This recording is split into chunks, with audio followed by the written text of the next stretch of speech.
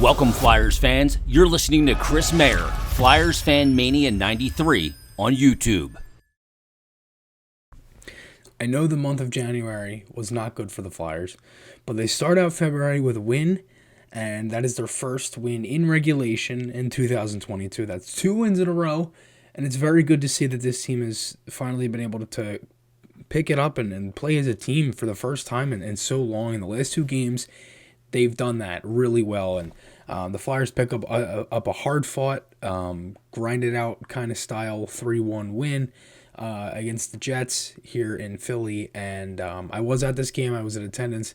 It was my girlfriend's first Flyers game that she ever went to, so that was really cool, and I had a great time with her as well. And it's good, it was good that they won, that she was at least able to see a win with how bad the season's been. But enough of the personal stuff. But overall, I personally thought this was a really good game from the Flyers. It didn't start out great. Winnipeg scored 48 seconds in, and it looked like it was going to be, the pick up a win in the last game of the month, and then it all just goes downhill again.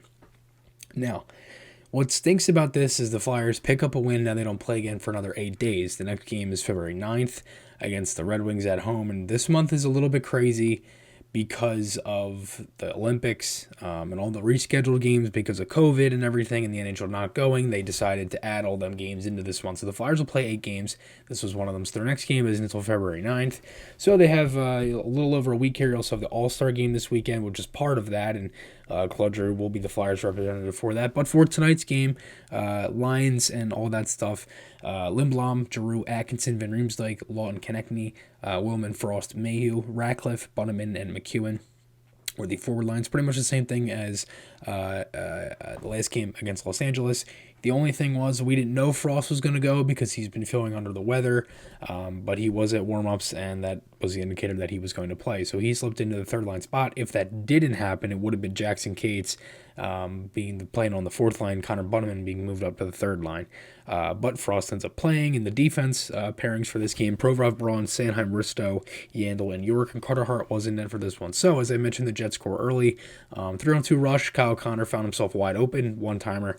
It was just a clean rush, not the best defense from the Flyers, and Connor makes them pay. So it's a 1-0 Jets early.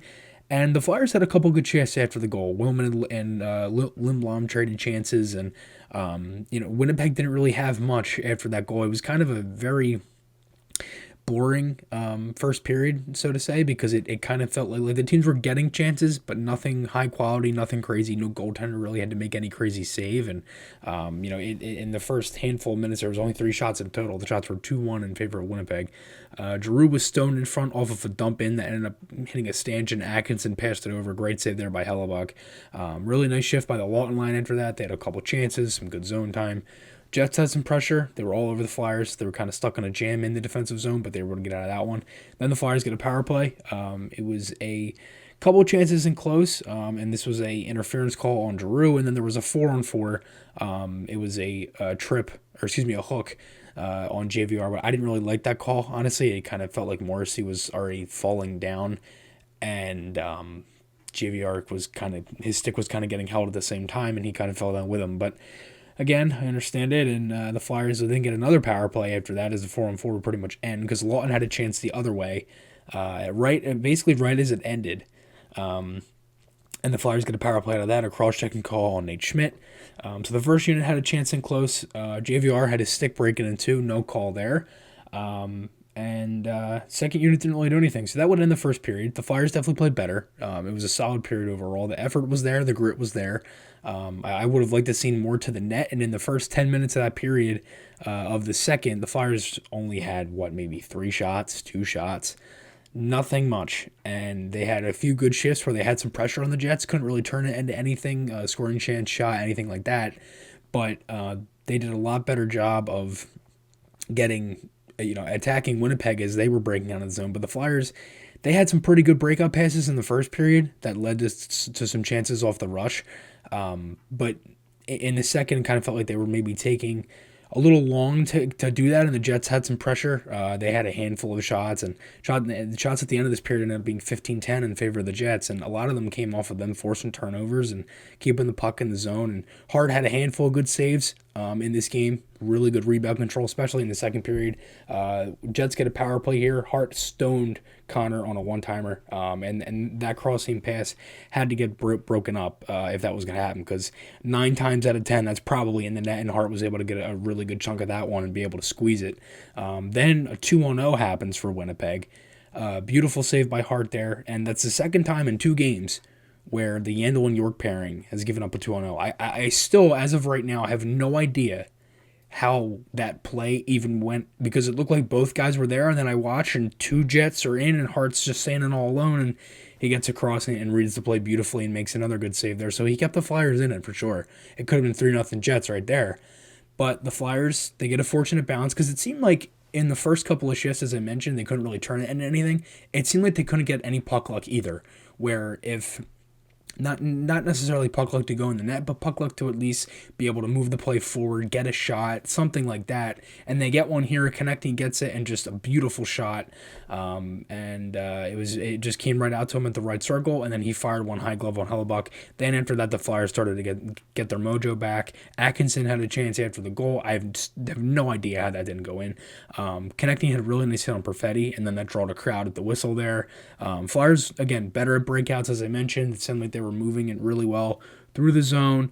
But overall, it wasn't that crazy of a period either. It was more of a tight checking game, and it felt like whatever team kind of made the next mistake was going to be the one that ended up losing this game. And at the end of the second period, the Flyers would end up getting a power play.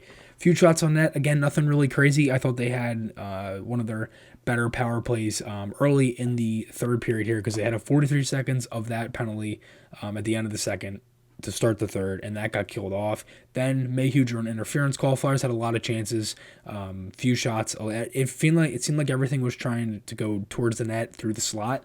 And overall, I thought that was probably their best power play of the game. They tried for a chance where Atkinson backdoor ended up getting. It looked like he kind of just got sandwiched up in his equipment. Couldn't really get it out and at least get a shot off. But it was all Flyers in the first handful of minutes of the period. Shots were 5-2, then 7-3 as they kind of were continuing there. And Lawton had a tip in close on a pass from JVR. Sanheim had a couple good pinches to keep some plays alive, and Drew and Ratcliffe ended up trading passes really close for a goal. In close, I thought Ratcliffe was going to get his first NHL goal, or maybe his first NHL point off of a pass in front. But the Flyers were pushing. Drew had a chance late on a one-on-one. So it definitely seemed like the third period was more heavy towards the Flyers, and that was good to see, because the second period wasn't as great, and their goaltender kept them in it. Hart was fantastic in this game. And James Henry gets rewarded on a 2-on-1 play. Really good play here from Lawton. It was just that shot pass off the pad is used so much, and Lawton did it so well here in JVR with the slam dunk right there with about 4 minutes left, and then Lindblom with the bullseye on the empty netter to pick up the win for the Flyers. And 2 points is great, and overall, I mean, that was a good game. That's something you want to see from a team that's struggling, and I know Winnipeg is in a similar position, so that's a good thing for the Flyers, is you were able to take care of an opponent who's in the same similar thing as you.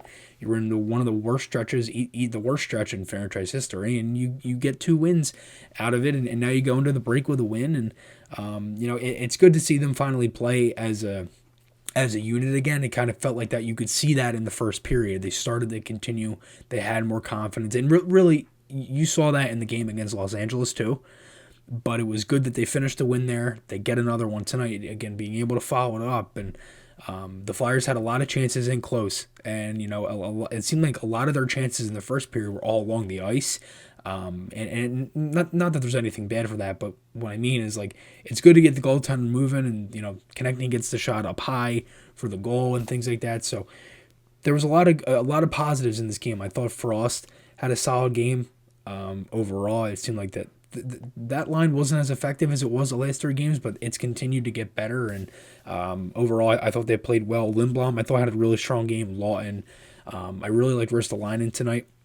He was very good on the corners, physical, had a couple good hits. Connecting had one of his best games in a while as well. Not that TK's been playing bad, but he was very noticeable. And overall, I really like the fourth line again. McEwen, Bunneman, Ratcliffe, all them guys, they played well. They played a strong game. Probably weren't as noticeable as they were against Los Angeles, But, overall, that was a really solid game from them again, and that's what you want to see. And, from a fourth line like that, and guys like they mentioned in the press conference, Chuck Fletcher and Dave Scott, those guys getting the opportunity, and I thought Cam York had a really strong game. Looked good on the power play, had a couple good breakout passes, played with confidence, moved the puck up really efficiently, and he's been very solid since he's been called up. I felt like this is one of his better, really quiet games as well. And obviously Carter Hart, I mean, he was fantastic, had a handful of good saves, and after letting up the first shot, he didn't give up any, so that was a really good thing to see. And again, a good win, a good solid win for the Flyers, and overall now you're going in the All-Star break, so we'll see what happens. If anything kind of happens coming up. Hopefully the Flyers maybe get some guys back. Brassard is one guy that could be coming back after the All-Star break, but we'll see. And again, thank you guys for watching. I wouldn't be here without the support from you guys. Remember, podcast, articles, those links are on my channel. Remember to check out Garrett Group Construction for any home improvement needs, and SeatGeek. You can use code FlyersFanMania for $20 off. Again, thank you guys for watching. I would not be here without you. I really do mean that. And stay safe, and I'll talk to you all again soon.